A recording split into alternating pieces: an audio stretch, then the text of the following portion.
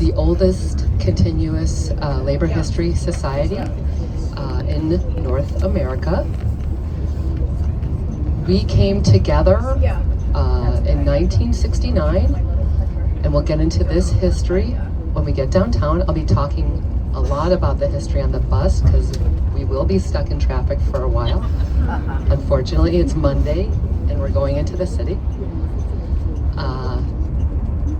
We came together, a number of progressive trade and union leaders in the city, steelworker leaders, packing house leaders, labor historians of the period like Stoughton Lind and Studs Terkel, etc., came together when the original Haymarket statue commemorating the police killing was blown up twice by the Weathermen, which was an offshoot of Students for Democratic Society, during and after the 1968 Democratic National Convention in this city.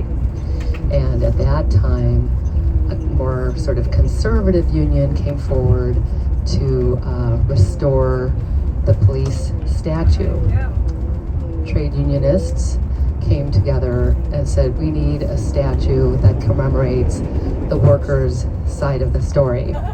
Because in this city, while May Day has always been celebrated across the world, I'm sure you all go to May Day demonstrations that are tens of thousands, hundreds of thousands of people.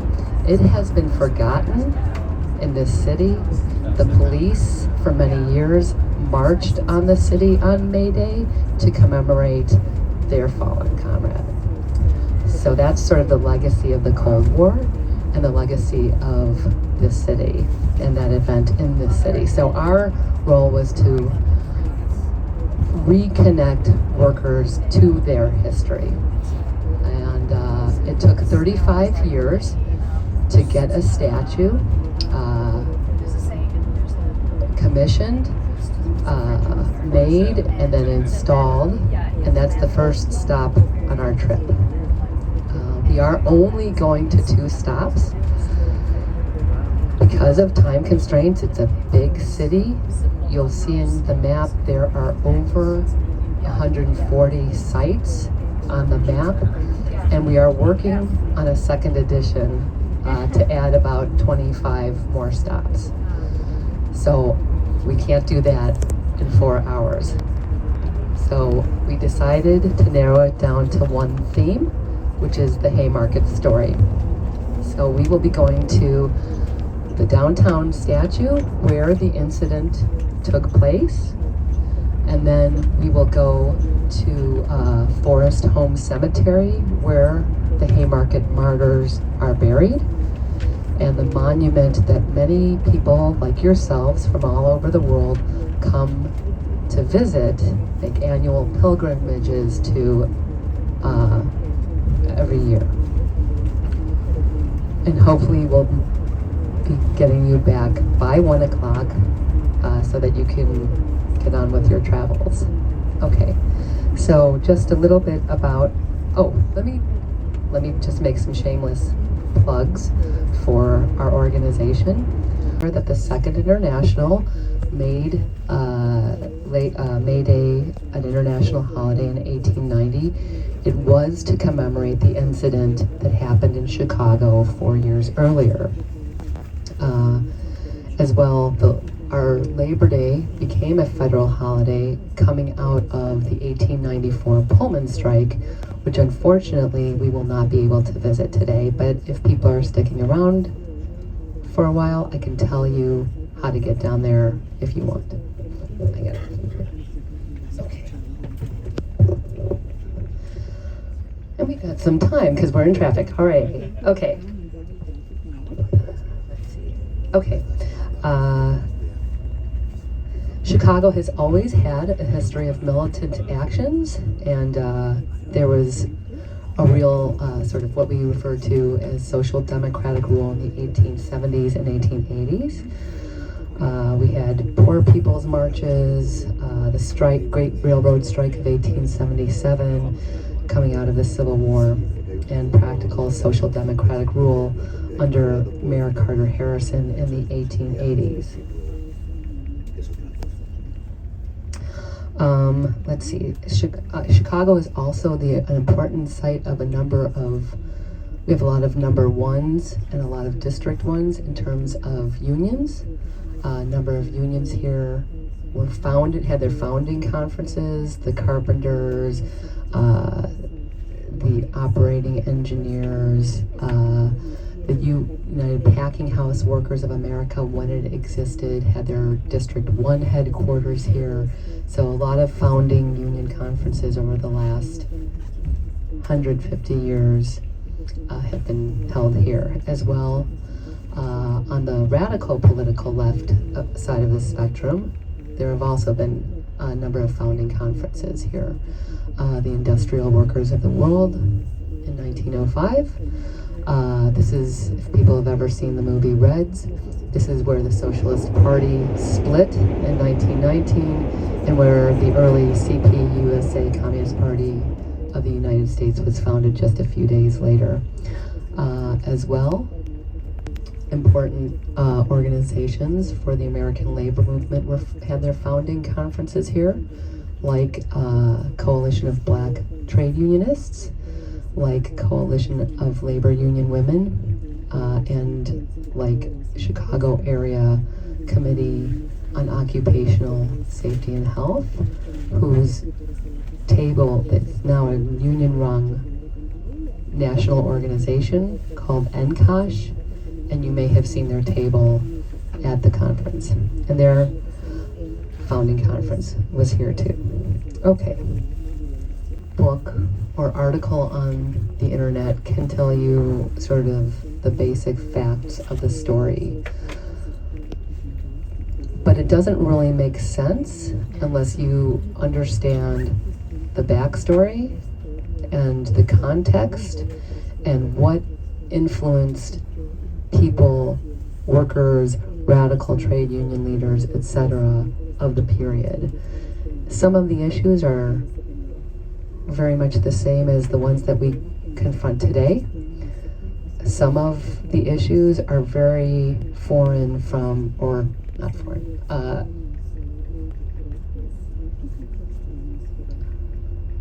just not on the radar on any level in terms of the political culture as these ideas were in the 1870s and 1880s. So I like to tell sort of the backstory so that you get a sense of what events are really sort of shadowing the Haymarket incident, what motivated people to the point that it culminated in this event. And I think this will make probably much more sense to this crowd than it does to many Americans that I give tours to, because they don't know the history as well. So many of the I'd say probably all but one of the Haymarket 8 were German immigrants or British immigrants. And so they brought traditions with them.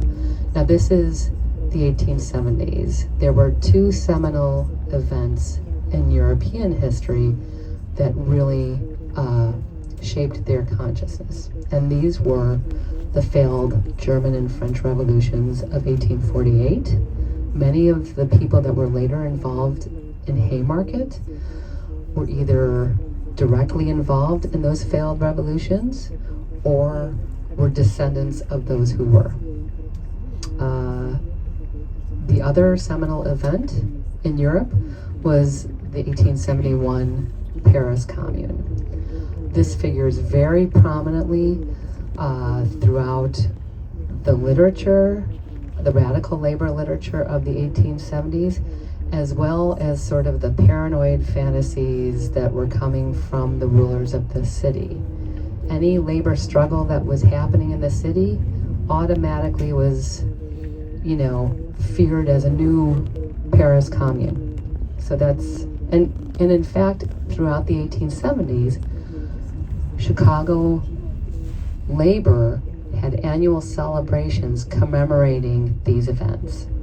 The 1879 commemoration of the Paris Commune had 30,000 marching in the streets in Chicago. So that's, for a city that was, maybe 500,000 people, right? So that's amazing, right?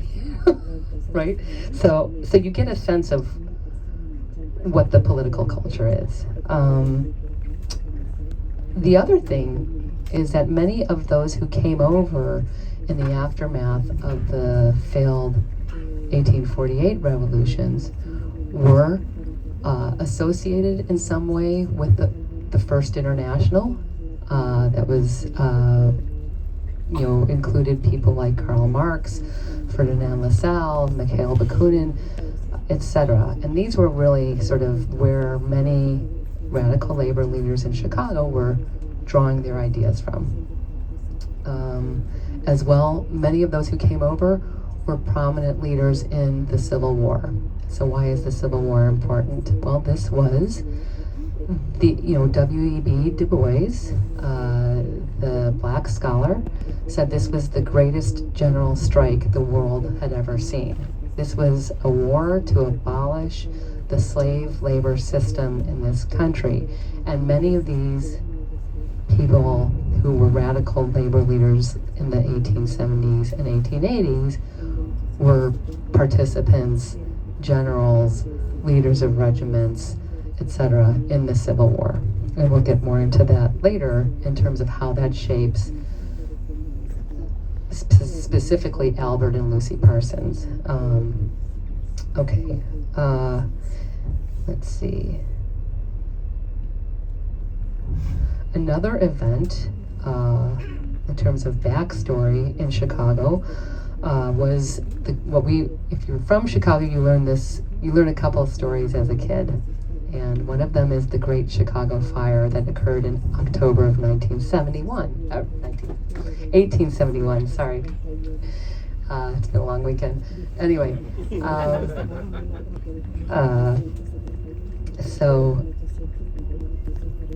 again, Chicago is a very immigrant city, as many cities were, still are, but in any event, we have a phone call. No, that's okay. We got time. 6 months after the Paris Commune. And it burned through 4 square miles of the city, killed 250 people, left 100,000 homeless, destroyed 18,000 buildings, and this was roughly a third of the city. And it was blamed on an immigrant Irish woman. What we learn as kids in Chicago schools is that Mrs. O'Leary's cow kicked over a lantern and burned down the city. I'm not kidding. And if you ask most Chicagoans, they will tell you in all seriousness that this is how it happened. We all really believe it. Now, area historians have been trying to turn this around, but it's a work in progress.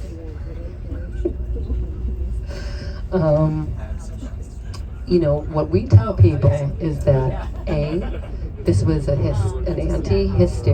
anti-immigrant hysteria campaign against Irish immigrants, to be sure. Many of whom were already leading some sort of militant struggle in their workplaces as butchers, as lumber shovers in the city.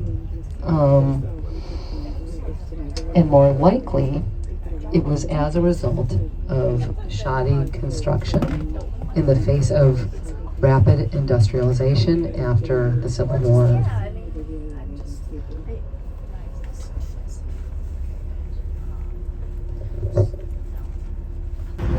我们去看甘草市场的纪念碑，这个是1886年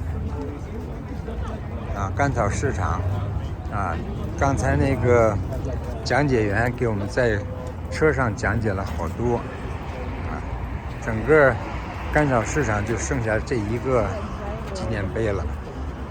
People could gather in, that would be great because I'm going to be hoarse by the end of it. Okay, earlier we came into existence as an organization in part to tell the workers' side of this story.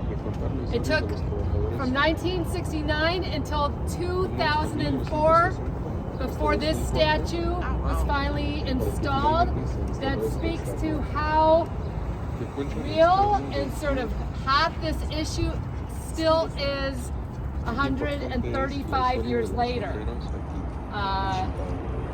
Every year we work with the Chicago Federation of Labor to appeal to federations outside the United States to consider placing a plaque at the base of the statue. So you'll see we have Columbia Trade Union Federation, we have Iraqi oil workers, we have Swedish Federation, etc. We have the World Federation of Trade Unions put a plaque to go around the other side. And if you do want to look at the plaques on the other side, that's fine. Just stay on the sidewalk. It is a busy street, etc. You know, if you met Italian delegates from Fiume, what this area was in 1886 looked a lot different than it does now. This is was a very industrial area, now sort of converted glass box, luxury condos, etc. Right here where this apartment building is now was a small steel foundry. The intersection is called the Haymarket.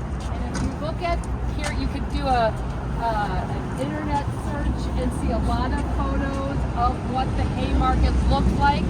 It was an area where small producers brought their goods, and teamsters and horse and buggy would take them and distribute the items throughout the city, you know, for delivery.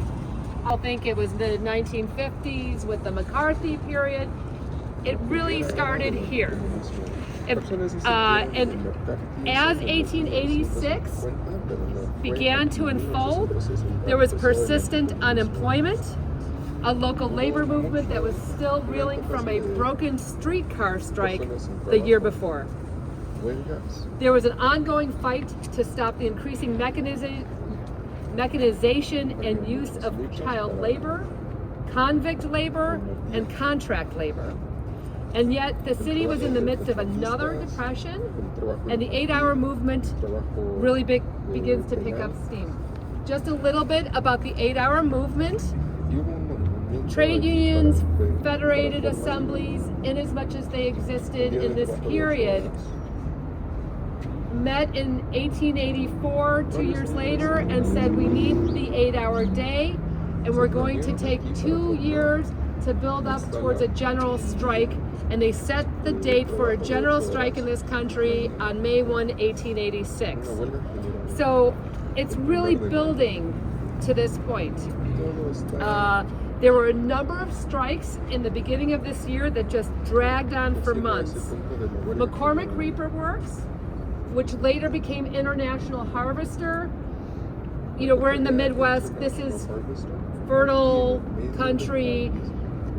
So we also have a lot of industry that is related to agricultural implementation products like tractors and all that stuff, earth moving equipment, right? Before International Harvester was what it was McCormick Reaper Works. Cyrus McCormick Jr. was one of the main, you know, elites, capitalists, robber baron types, Gilded Age types in this city. And he controlled more than just McCormick Reaper Works. So McCormick management had just fired top union leaders. Despite this, the union was still able to organize everyone in the plant by the next month, and the company responded with a lockout. Throughout the spring of 1886, the area was a battleground between locked out workers and scabs on their way to the plant. And these strikers were repeatedly, brutally clubbed by Chicago police. In this period, thousands were flooding the unions. They were flooding socialist and anarchist groups throughout the city, looking to sign up and become more involved in the 8-hour movement. And so on the eve of May Day, there were meetings and rallies across the city of workers of all skills and all industries. That was a Saturday, and some decided they were going to take that Saturday off, return Monday, and begin demanding shorter hours and higher pay. Tens of thousands took the day off as a storm of strikes spread throughout the city, from railroad freight workers to young women sewers in the shoe factories. Dock workers, brewers, laborers, butchers, packers, all made demands for 8 hours work and 10 hours pay. And in Chicago, again, a city that it probably had about 500,000 to 750,000 people, 80 to 100,000 workers took to the streets here to demand the 8-hour day, with Albert and Lucy Parsons in the lead. Many of the marches had a festive air, with music playing, banners waving, and across the country, estimates of as many as 500,000 workers participated in the walkout. Rallies persisted throughout the weekend and into Monday, May 3rd. So August Spies, the German furniture maker, editor of Arbeiter Zeitung, the anarchist press in the city, is giving a speech nearby McCormick Works to striking workers and dock workers and lumber shovers. As the shift changes, so you have locked out workers in front of McCormick Reaper Works. As the shift change happens and the scabs start to come out of the plant, there's a physical confrontation and they start fighting. The Chicago police roll up and start shooting into the crowd. And so they kill, the numbers are approximate, and I'll talk about this in a moment. They kill, we think, about 6 of the locked out workers. It's unclear about the scabs. And many more are wounded. Why don't we know the numbers?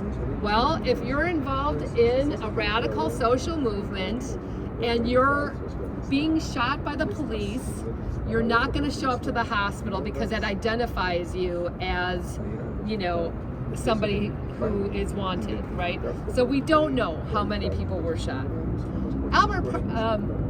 August Spies sees this, is outraged, and runs back to his offices and prints out a leader saying, this is an outrage, we need a rally to protest the police brutality and the gunning down of workers at McCormick Reaper Works, and calls a rally for the next evening, Tuesday, May 4th.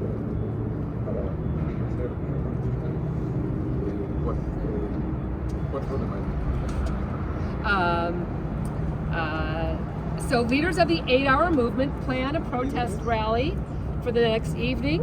And the strikes, meanwhile, are growing and continuing in the city across all industries, rail yards, furniture shops, machine shops, foundries, even down at Pullman. And I can talk about Pullman when we're on the bus. But employers become intransigent at what was beginning to look more and more like an insurrection, like the Paris Commune. And instead of considering strikers' demands, the business community is now frantically coming together to figure out a way to put this citywide strike down. So the rally itself, we think, happened right here. The protest to protest against police killings was called for 7:30 p.m. It was raining. They hoped for 25,000. they got about a tenth. About 2,500 workers showed up. It started late. Main leaders like Albert Spees found no other speakers, and the crowd that was beginning to disperse and go home. And then others like Samuel Fielden and Albert and Lucy Parsons were close by, coming from the alarm offices, the newspaper they published, and they joined Albert Spees to begin addressing the crowd. By 10:30, Samuel Fielden, the last speaker, addresses the dwindling crowd. And about 2 stoplights down, we think that that is where the old Des Plaines police force headquarters was. We're on Des Plaines Avenue. So there's a police office headquarters at that second corner. About 200 police start marching up the street in full formation. And they come up as Fielden is speaking here on the makeshift wagon. They order him to come down. They end the rally. They say, it's over, go home, get out of here. And then if you look at this sign behind you that says no parking, this was an alley that ran parallel to what was the steel foundry here. At that point, a bomb courses through the air, lands right in the middle of the police force. Okay. So I'm going to stop here and talk a little bit about the political debates regarding this question of the day. So, like I was saying on the bus, you know, there were a lot of people who are on the radical left who were labor leaders, but they had a lot of differences among themselves about what tactics and strategies to use to move class struggle forward, right? So you had socialists who were for electoral reform. You had Marxists who wanted to abolish capitalism, build a party, run society in their own interest. You had anarchists who didn't want a state, they wanted a stateless society, but wanted to achieve it through peaceful means. You did have anarchists who were, they referred to as ultras, who did believe in what was referred to at the time as the deed, who felt that the only way you could accomplish anything was by equalizing the terror meted out by the capitalists at the time. Okay, there were anarchists that did not associate with one another because of this question. Many were very worried that even though they understood the concept and were totally opposed to the violence used by the state against workers, that nonetheless,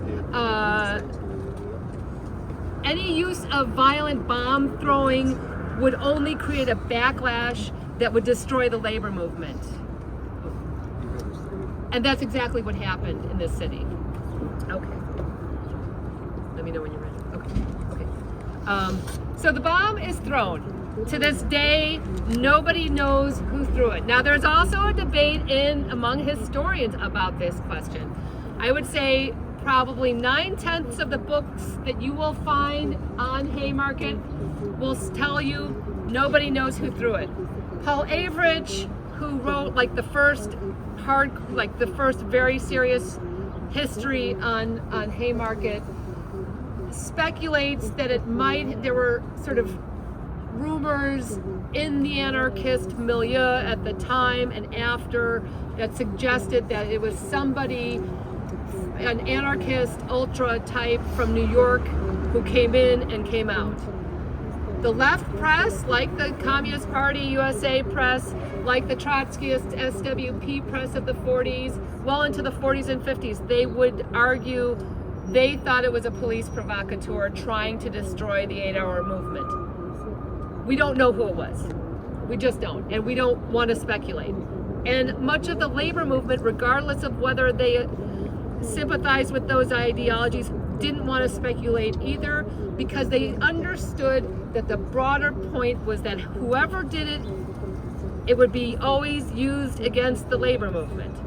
Okay, so it gets thrown, the bomb gets thrown, it lands in the police ranks, and it rips through the body of Officer Matthias Deegan and fatally severs a major artery in his left leg, killing him instantly.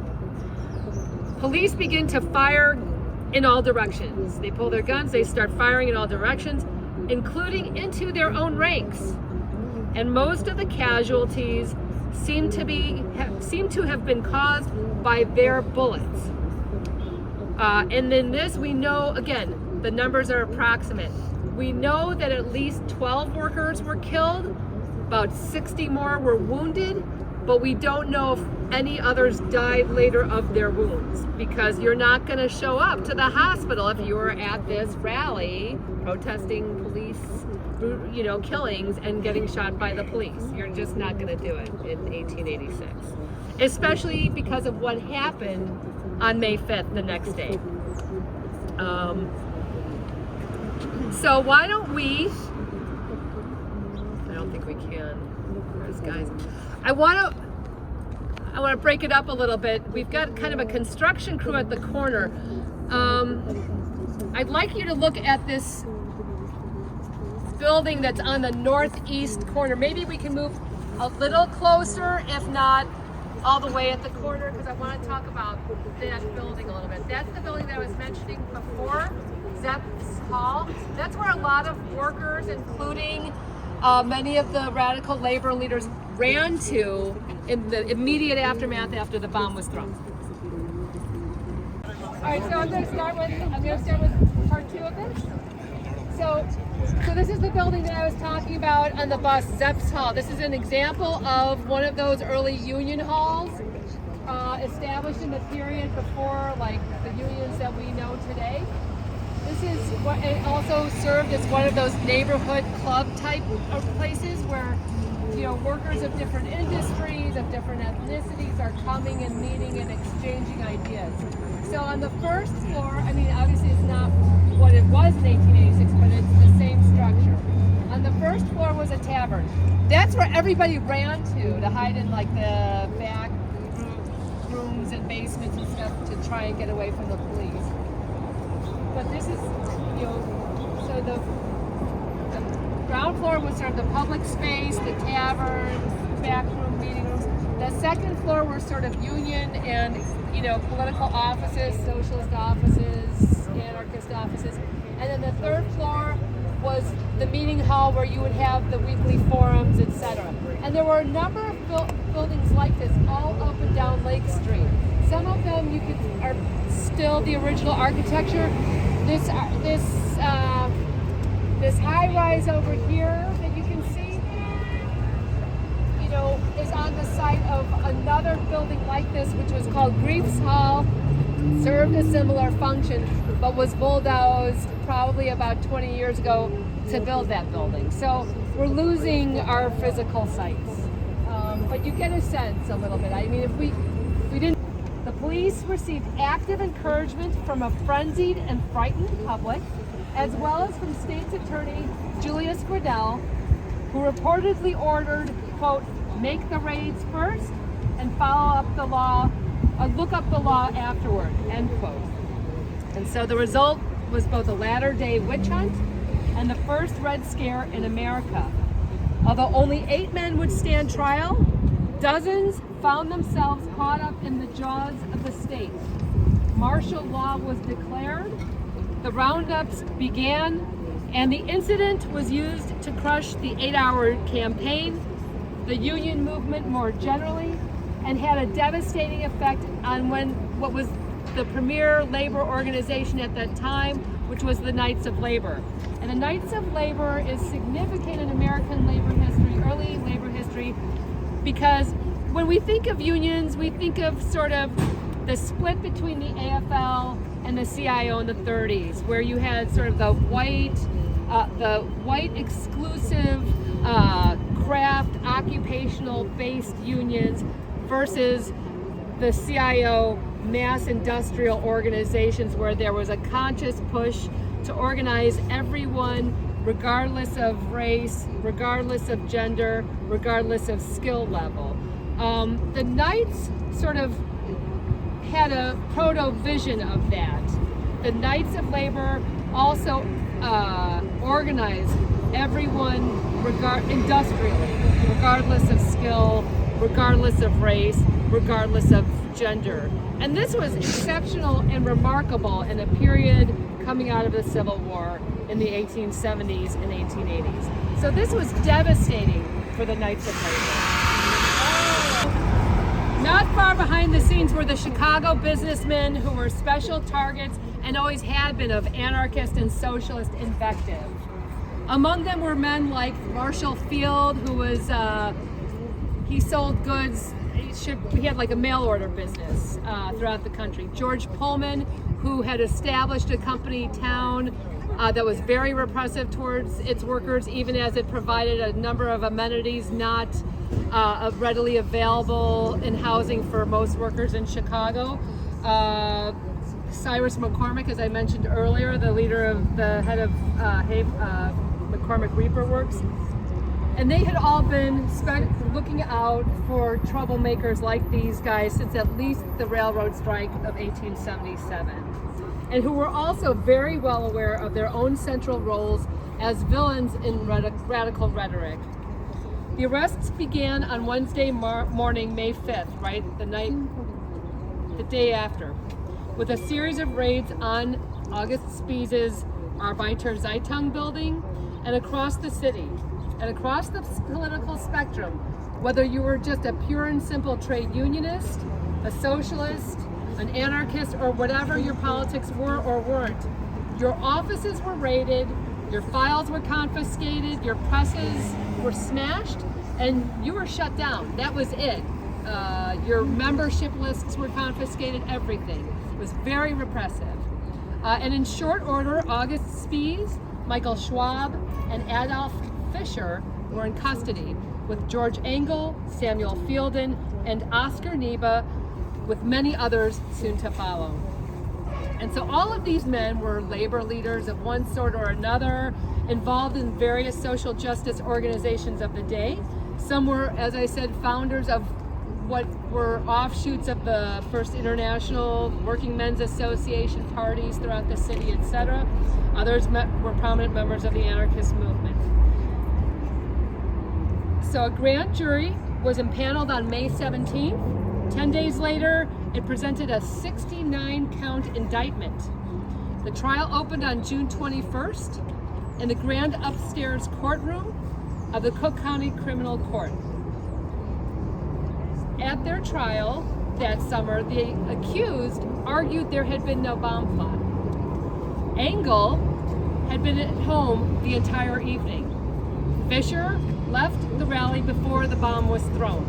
Michael Schwab was addressing workers at another meeting several miles away by the time this rally was in progress. The three speakers, Spies, Parsons, and Fielden, had little to no role in actually organizing the rally. Spies did put out the call, but he didn't organize it. And Parsons and Fielden happened to walk upon it. They didn't know about it beforehand. And they didn't have plans to attend it until the meeting had already begun. Oscar Niebuhr and Louis Ling, who were nowhere near the Haymarket the entire evening, had no connection to the rally at all. And finally, like what I was talking about earlier, although Spies, Parsons, Fielden, Schwab, and Niebuhr had participated in many anarchist activities together, they had serious differences with Fischer and Engel. Fischer and Engel were these ultras that people were sort of worked with, but also had differences with, were concerned about the backlash that they may have incurred with what they argued. Now, also, I should also mention this.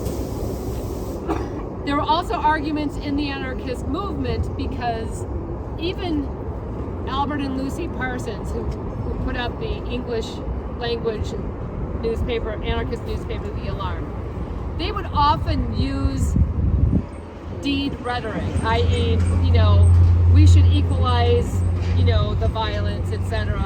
Why should we just be victims all the time? Argued for armed self-defense, argued for bomb throwing.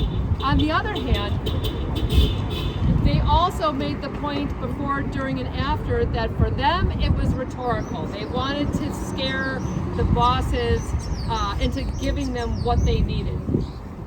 It's not something I would do or advocate. And they were also, warned by others in the movement, like, look, you're incurring repression upon yourselves. So they did have serious differences with Fisher and Engel, whom some of them did not know well. And Louis Ling was virtually a stranger to all of them. Ling was a guy who had just immigrated from Germany about 10 months before. He was very talented organizer. He immediately rose as a carpenters union organizer, but he was also, when he was rounded up, his alibi for not being at the rally was that essentially he was home making bombs. Okay, so that's the reality of what and this is the difference that goes into the debate about how historians view this element. Well, there were some bomb makers, and we don't alibi it, but were they here that night throwing that bomb? That's the question that we talk about. It may make them guilty of another crime, but it doesn't make them guilty of this crime. Do you know what I'm saying?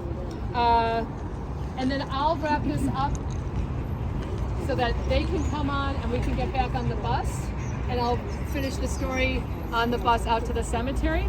But just to say, selecting an unbiased jury became an impossibility, however, since the special bailiff charged with filling panels of potential jurymen purposely stacked them with individuals who he thought would be biased against the defendants. I'm going to leave it there because we got to get out of here so they can do their segment. I would say take your pictures, do what you got to do. Let's meet at the end of the corner. Okay, so everybody get your last pictures and let's walk towards the stoplight and the intersection. Let's start heading towards the intersection.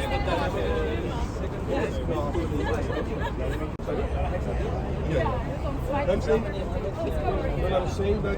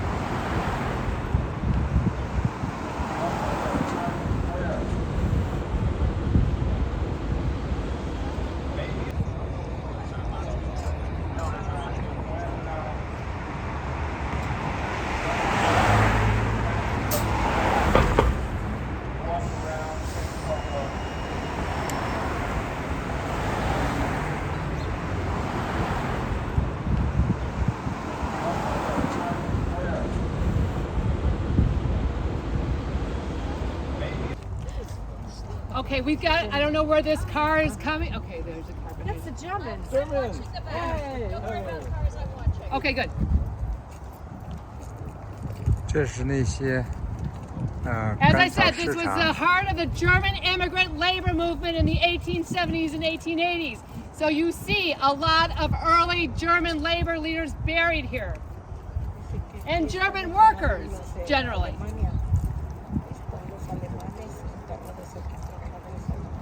这个就是甘草市场烈士们埋葬的地方。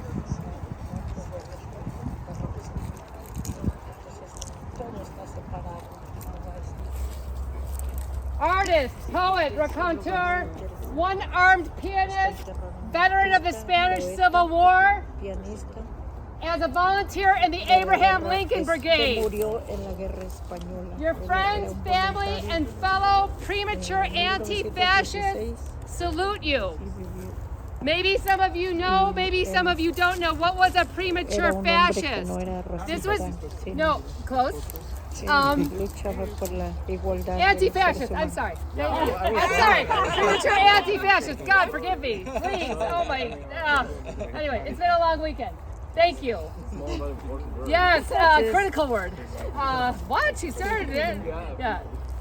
Premature anti-fascist. This was a term that was used in Spanish Civil War history sort of sarcastically by those who went to fight for the Republicans in Spain in the days when the various imperial nations like the United States had a neutral position on the Spanish Civil War and refused to intervene against Franco. And so many were called at that point premature anti-fascists. So that's a significant stone. Okay, we're going to keep walking. Our destination is ahead, and I'll tell you about a couple more important stones.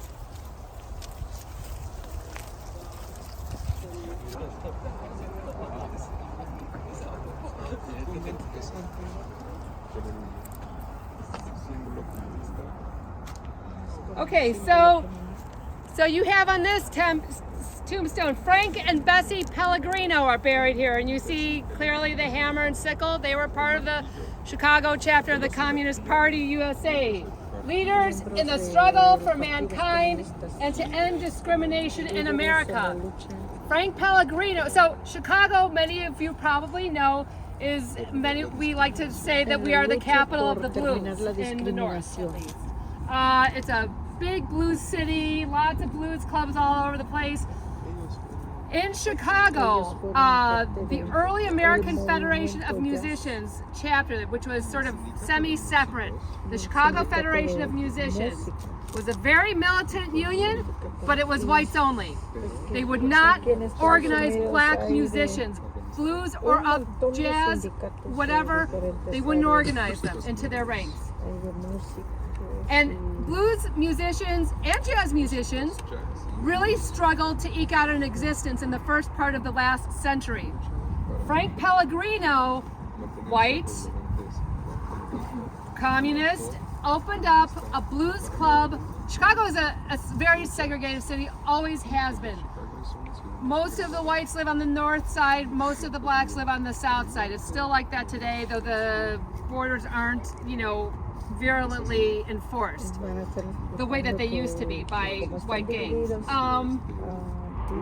Frank Pellegrino opened up a blues club on the north side called Kingston Mines Blues Club.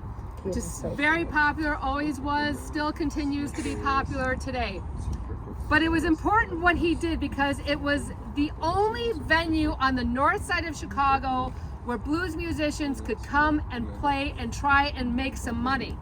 And so he gave, in a small way, tried to equal things out and give people the opportunity for showcasing their talents. So that's Frank Pellegrino. Behind him is buried Elizabeth Johnstone.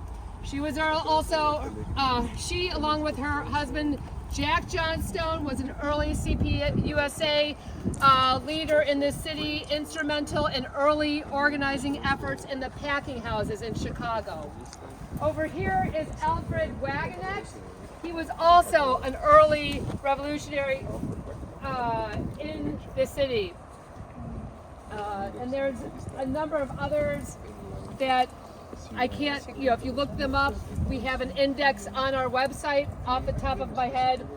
I don't know the biographies of, 80 different people. So this is what people like yourselves come to from all over the world on annual pilgrimages. This is a very well visited site, always has been for over 100 years. And I'm going to sneak around you so I don't fall around you. Okay. So before I get into the history of this monument and tell you what we think it means, you can get closer, it won't bite you. I'll ask a few people to tell me what they think it means. Any ideas?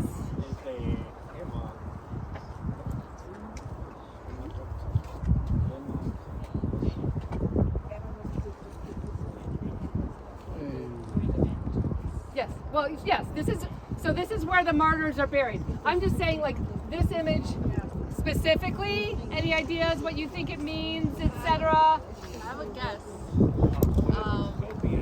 The story of like the wife fundraising for Sorry, the story, is it related to the story you told of the wife, like fundraising Yes, for yes, the yes, husband yes.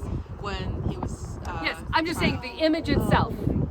I you thought it think was related. It is related. I'm just saying, like, okay, that's cool. That's fine. No worries. I don't necessarily explain myself very well. So the woman, she continues to fight. You're close. You're close. Yes. It's like the man, he looks a bit defeated, but she continues. You're close to, yes, you're very close. Okay. So there's a lot going on here. And again, it's context, right? So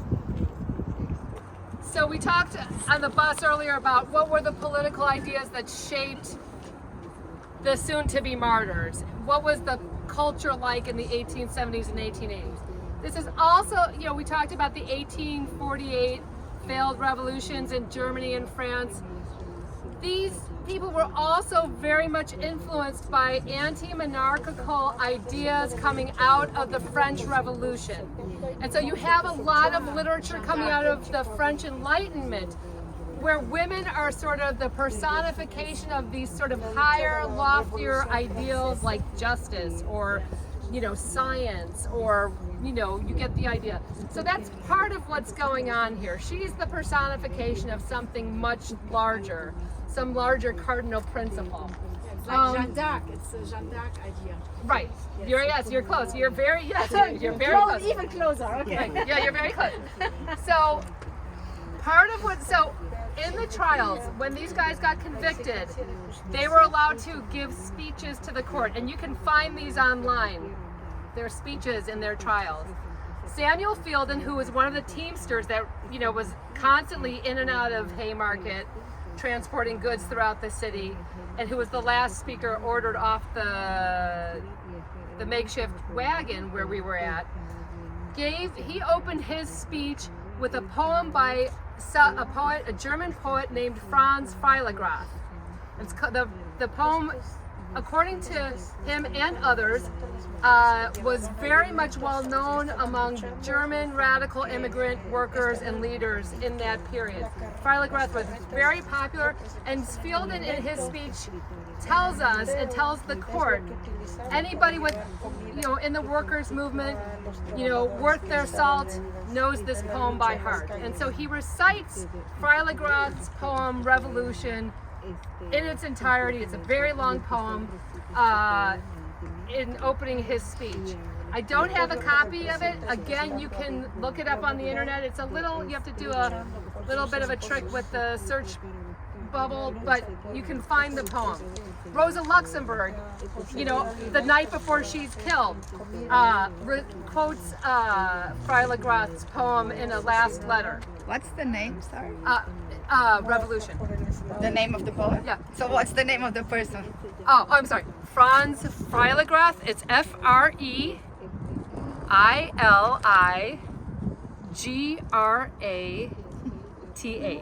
That's fine. Thank you. I would have to see it spelled as well, so no worries. Okay, so there's French Enlightenment ideas going on here. Freiligrath's poem talks about the peasant girl testing the waters with her bare feet, testing the waters of the future with her bare feet. If you look to the side, this is the fallen martyr, obviously. His hand is clenched behind her worker's apron. His neck is artificially distended because he's been hanged. And she's looking to the east, to the future. She is revolution itself, avenging the fallen workers' martyrs. And that's kind of like the meeting in a nutshell. What it also tries to embody is what the women of the Paris Commune would have looked like.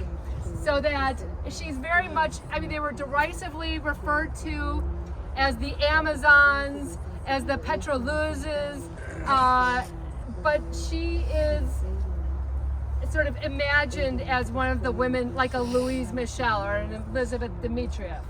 And then the style itself, it's done by a German sculptor, Alfred Weinert, who has a number of other sculptures in public spaces in the United States. He was very popular in this period.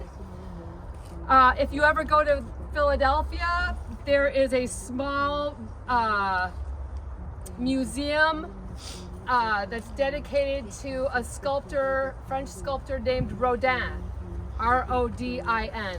He was also producing sculptures in the late 19th century that look exactly like this. This is the style. I mean, I looked at this when I first saw it, I'm like, this is Rodin.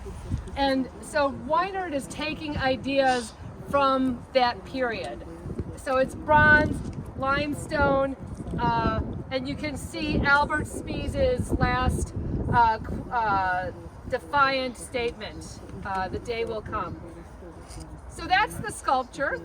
I also, on the back of it, and I'll talk about the back of it later because I want you to stay here. So I'm going to talk a little bit about the context of this, why this sculpture is so important and so exceptional and so unknown to some degree outside of the workers' movement and even inside, whatever is left of the American labor movement, why it's still unknown here. Generally, we don't, like I said on the bus, we don't have a lot of pro-labor sculptures in this country. But one of the things that's significant is how this contrast, you can see it would, they were executed in 1887.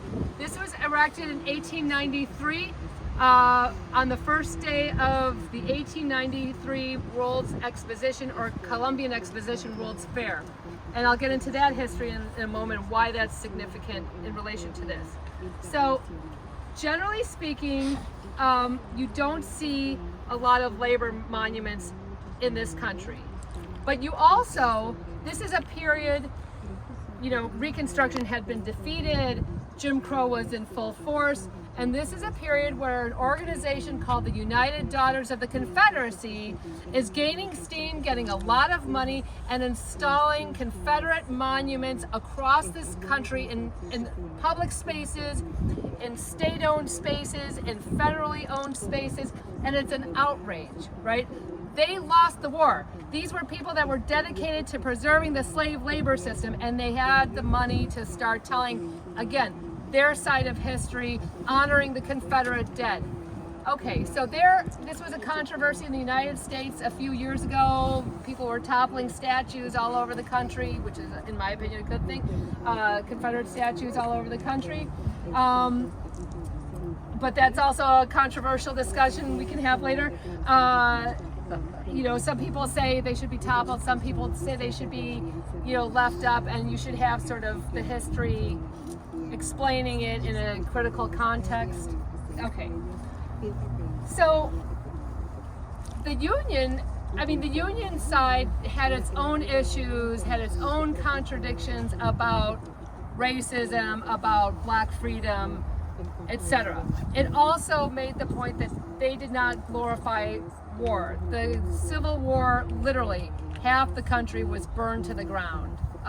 750,000 were dead, and at least 2 to 3 million more maimed, dismembered, permanently injured, walked the landscape of the country. So there were constant reminders just in bodies of people, on a daily basis of the Civil War.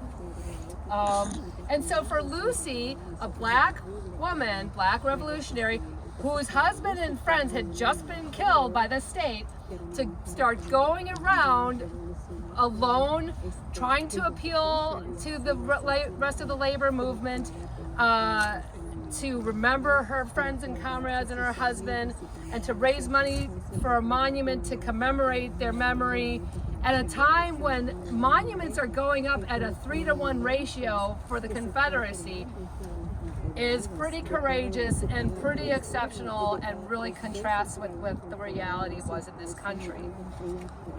Okay, this is also a period where the United States in the post-Civil War period is going from sort of an isolated country unto itself with its own problems, and sort of appears on the world stage. So beginning in 1884, they're sitting at the table with 14 imperialist nations talking about how they're going to carve up the continent of Africa, right, at the Berlin Conference. The United States is there. They're the new kid on the block, right? By the early 1890s, you know, they're acquiring territories like Alaska. They're acquiring territories with the overthrow of the Hawaiian Kingdom. Hawaii becomes a territory. And by the end of the century, you've got colonial acquisitions that the country still holds today, like Puerto Rico, Guam, etc., being conquered and acquired through the Spanish-American War.